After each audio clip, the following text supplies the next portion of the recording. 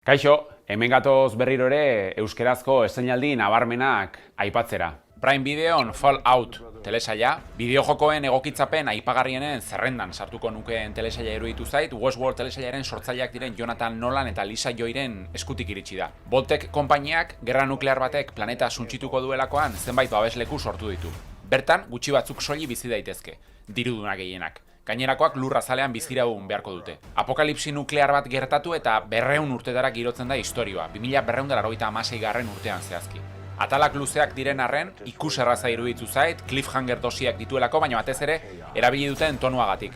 Drama badago, basakeria, misterio apur bat ere, akzioa zer esanik ez, baina kontakizun osoa tonu ganberro eta humoretsuz guztia dago.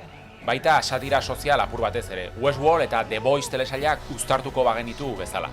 Zinema aretoetan aldiz, Zine Euskadiren eskutik Dragoi Jagolea. Pelikula euskaraz bikoiztua, familian ikusteko paregabea, garai ilunak dira Txina imperialean. Aintzinak izakien lagun eta aliatu jakintsuak ziren dragoiak urteetan zehar jazagarriak eta ziegetan giltzapetuak izan dira.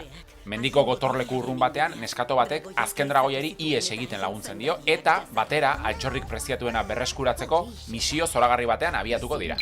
Gainerako edukiak aldiz, Roadhouse pelikula Prime Videon, Jake Gyllenhaal protagonista duena, eta 80ko hamarkadako kultuzko film klasikoaren berrikuspena dena. Netflixen Malko fabrikatzailea pelikula italiarra, umezurtzegi batean haurtzaro zail bat elkarrekin igaro ondoren Nika eta Rigel elkarrekin adoptatuko dituzte, baina konturatuko dira ustekabeko sentimendu geldiezin batek lotzen dituela.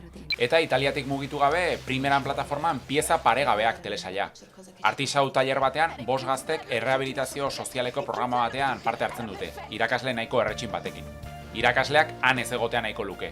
Emozionalki oso zauritua baitago bere semeak bere buruaz beste egin zuenetik. Gogoratu, asteko estreinaldi guztiak zeintzuk izan diren jakin nahi izanez gero, zernonikusi.eus webgunea daukazuela. Bide batez, aurreko asteetako gomendioak ikusi dituzue? Aipatu iruzkinetan.